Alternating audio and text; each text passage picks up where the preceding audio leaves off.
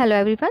आज हम department of education के द्वारा दी गई क्लास 10th की सोशल साइंस की वर्कशीट 2 को डिस्कस करेंगे, जो कि इकोनॉमिक्स की चैप्टर 3 मुद्रा एवं साख से ली गई है।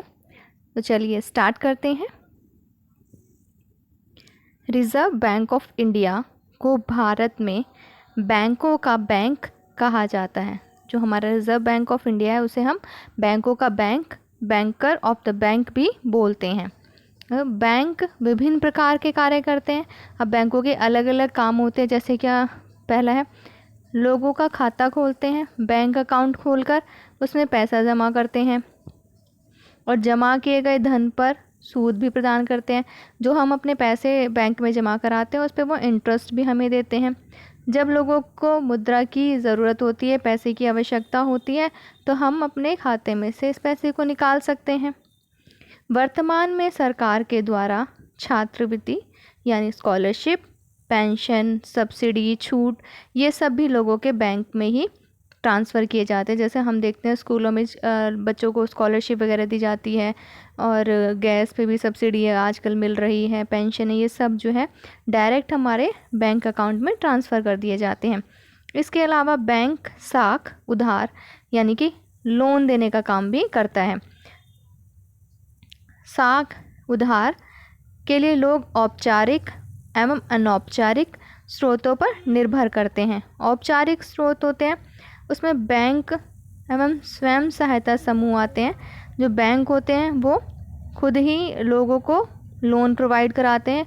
और अनौपचारिक स्रोत होते हैं मित्र, फ्रेंड हो गए, साहूकार हो गए और परिवारजन, अपने जो रिलेटिव्स होते हैं वो सब इसमें आ गए। जैसे हम अपने फ्रेंड से, अपने रिलेटिव से भी कुछ उधार ले लेते हैं कई बार, तो ये होते हैं हमारे अनौपचारिक। और अगर हम डायरेक्ट बैंक से जाके लोन लेते हैं तो इसे हम बोलते हैं औपचारिक स्रोत। बहुधा अनौपचारिक स्रोतों से मिलने वाला ऋण महंगा होता है। जो हम अनौपचारिक रूप से लेते हैं, जो अपने हम फ्रेंड्स से लेते हैं या फिर रिश्तेदारों से लेते हैं या किसी से ले लेते हैं जान पहचान के लोगों से, तो वो हमें महंगा पड़ता है क्योंकि उस पर इंटरेस्ट रेट जो होती है वो ज़्यादा ले लेते हैं लोग। इसलिए साख या उधार के लिए हमें अधिक से अधिक औपचारिक स्रोतों पर निर्भर रहना चाहिए। जो बैंक होती है उसकी बैंक जो है उसका जो इंटरेस्ट रेट होता है वो कम होता है ज़्यादातर, और हमें उस पर ही निर्भर रहना चाहिए कि हम डायरेक्ट बैंक से ले लें। उधार देने से पूर्व उधार देने वाला व्यक्ति या संस्था उधार लेने वाले से ऐसी परिसंपत्तियों की मांग करता है जिन्हें बेचकर वह अपने ऋण की राशि की वसूली कर सके। अब जब उधार देने वाली जो संस्था होती है, जो भी जिससे भी हम लोन लेते हैं, वो क्या करते हैं कि जो भी व्यक्ति उधार लेगा, हमसे लोन लेगा, उसकी परिसंपत्ति, उसके पास जो भी संपत्ति है उसकी मांग करते हैं, ताकि वो अगर ऋण लोन जो है उसको चुका ना पाए तो उन सब चीज़ों को बेचकर अपने ऋण की वसूली कर लें। ये परिसंपत्तियाँ ही समर्थक ऋणाधार कहलाती हैं और जिनको हम गिरवी रखते हैं उनको बोलते हैं समर्थक ऋणाधार। उदाहरण हो गया कृषि योग्य भूमि, जैसे किसान वगैरह अगर लेते हैं कोई ऋण तो उनकी जो खेती योग्य भूमि जो है वो उसको गिरवी रख देते हैं।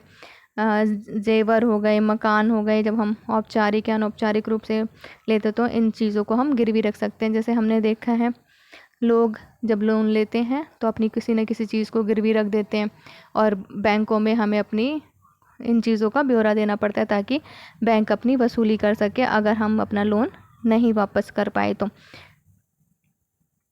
अब रिज़र्व बैंक के कार्य देखते हैं। रिज़र्व बैंक जो है हमारा, उसका काम है सबसे पहला है कि मुद्रा जारी करना। रिज़र्व बैंक ही ये नोट प्रोवाइड कराता है, यही बनाते हैं, यही मुद्रा जारी करते हैं। ब्याज की दरों को निर्धारित करते हैं। जो रिज़र्व बैंक है ये अलग अलग ब्याज की जो दर होती हैं, इंटरेस्ट रेट होता है, उनको निर्धारित करता है। मौद्रिक नीति की समीक्षा करना, मॉनेटरी पॉलिसी जो होती है वो रिज़र्व बैंक डिसाइड करता है, उसकी समीक्षा करता है। बैंकों की कुछ राशि का नकद संचयन करना, जो बाकी बैंक हो गए हैं होते हैं हमारे, रिज़र्व बैंक उन बैंकों की कुछ राशि को अपने पास रखता है।